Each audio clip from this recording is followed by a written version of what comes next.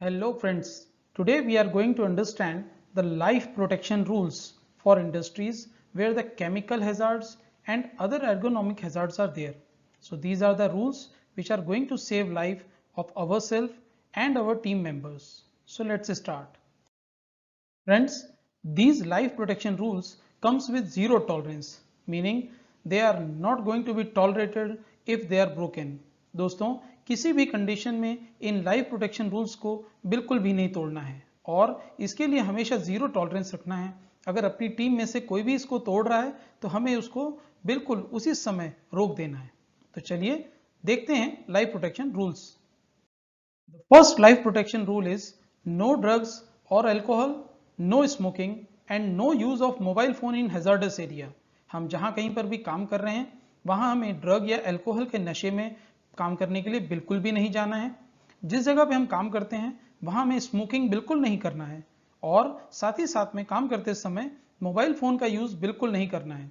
एक तो ये हैजार्डस एरिया में आग का कारण बन सकता है और साथ ही साथ जब हम किसी इलेक्ट्रिकल इक्विपमेंट या किसी प्रिसीजन के काम के ऊपर में लगे हुए हैं तो ये हमें डिस्ट्रैक्शन का कारण बन सकता है और उसकी वजह से खतरा हो सकता है। The next rule is no violation of work permit condition. दोस्तों, कहीं भी किसी भी इंडस्ट्री में अगर हम काम करने के लिए जा रहे हैं तो हमें वर्क परमिट जरूर लेना चाहिए और साथ ही साथ उसमें जो भी कंडीशंस दी गई हैं उनका नियम पूर्वक पालन करना चाहिए। इसमें किसी भी तरह के किसी भी चेंजेस के लिए हमें खुद से डिसीजन नहीं लेना है। उसी समय पर हमको इशूअर या एक्सेप्टर को जो परमिट के लिए लायबल हैं उनको तुरंत बुला करके वो कंडीशन की जानकारी देनी चाहिए। The next rule is no line break without authorization. दोस्तों, कहीं पर भी जब हम लाइन ब्रेक करने जा रहे हैं यानी अगर किसी पाइपलाइन या किसी इक्विपमेंट का हम बोल्ट खोलने जा रहे हैं या टाइट करने जा रहे हैं तो उसे लाइन ब्रेक कहा जाता है। तो कोई भी लाइन ब्रेक करने का ऑथराइजेशन अगर हमारे पास नहीं है तो हमको लाइन ब्रेक नहीं करना चाहिए। दोस्तों, इसमें किसी भी कंडीशन में लाइन ब्रेक होने पर अंदर का जो मटेरियल है वह बाहर आ सकता है और बहुत बड़े विनाश का कारण बन सकता है। The next rule is no confined space entry without authorization. दोस्तों, किसी भी ऐसी जगह पर जहां रोजाना आने जाने के लिए जगह नहीं बनी है या वहां ऑक्सीजन कम हो सकती है या वहां पर आराम से बैठ करके काम करने की जगह नहीं है, उसे कन्फाइंड स्पेस कहा जाता है। दोस्तों, ऐसी किसी भी जगह पर अगर हम जा रहे हैं और हमारे पास उसको अंदर जाने का ऑथराइजेशन नहीं है तो हमें वहां पर बिल्कुल नहीं जाना चाहिए। ना तो वहां पर हाथ, मुंह या नाक डाल करके चेक करना चाहिए और ना ही थोड़ा सा देखने के लिए अंदर मुंडी डालनी चाहिए। दोस्तों, इस तरह के केस में हम लोगों को हैजार्ड के बारे में मालूम नहीं होने पर दुर्घटना हो सकती है और इस दुर्घटना के लिए हम खुद ही जिम्मेदार होंगे। Next rule is do not use mobile phones while driving a vehicle.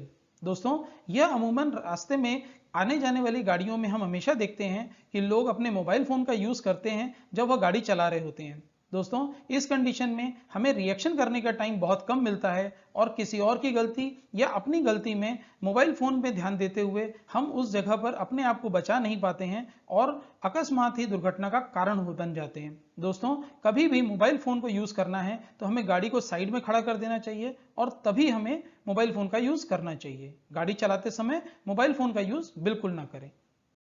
The next rule is protect your self from fall while working at height. दोस्तों, अमूमन हमारा काम ऊंचाई वाली जगह पर होता है, इसे वर्किंग एट हाइट कहा जाता है। वर्किंग एट हाइट करते समय हमें हमेशा अपने आप को गिरने से बचाने के लिए प्रबंध करना चाहिए। या तो हमें फुल बॉडी हार्नेस पहन करके काम करना चाहिए और लाइफ लाइन में मिनिमम 2 लाइफ लाइन होनी चाहिए ताकि हम अपने दोनों क्लैंप्स को अलग अलग जगह पर लगा सकें और अपने आप को गिरने से भी बचा सकें। The next rule is no work without mandatory और स्पेशल पीपीज। दोस्तों, पीपीज को आप अच्छी तरह से जानते हैं, पर्सनल प्रोटेक्टिव इक्विपमेंट, जो किसी भी दुर्घटना के समय हमारी जान बचाते हैं। दोस्तों, जब भी आप कहीं पर काम करने के लिए जा रहे हैं तो मैंडेटरी पीपीज को तो जरूर पहने और साथ ही साथ अगर वहां पर किसी तरह का कॉस्टिक या एसिड है तो उसके स्पेशल पीपीज को भी जरूर पहने। अगर हॉट सरफेस है तो उसके लिए पीपीज अलग होते हैं, अगर ठंडी जगह है तो क्रायो की जो इक्विपमेंट होते हैं उनके लिए अलग पीपीज होते हैं। तो इनकी जानकारी लेकर के ही उस एरिया में स्पेशल पीपीज पहन करके जरूर जाएं। The next rule is verify isolation before work begins and LOTO equipment are put in place.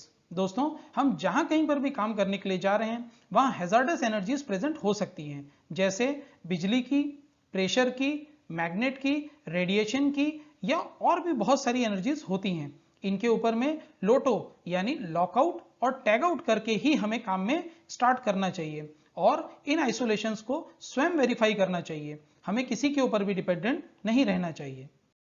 Next rule is very important, no overriding और disabling safety critical equipments without authorization. दोस्तों, field में हमारे लिए बहुत सारे सेफ्टी क्रिटिकल इक्विपमेंट हमारी safety के लिए लगे होते हैं। दोस्तों, किसी भी कंडीशन में इन्हें ओवरराइड या डिसेबल हमें नहीं करना चाहिए। अगर किसी भी तरह से इन्हें ओवरराइड या डिसेबल किए बगैर काम नहीं हो पा रहा है तो हमें ऑथराइज्ड पर्सन के पास जाकर के उसके हैजार्ड्स को डिस्कस करना चाहिए और उसके बाद ही उनके द्वारा ही इसको डिसेबल या ओवरराइड करवाना चाहिए।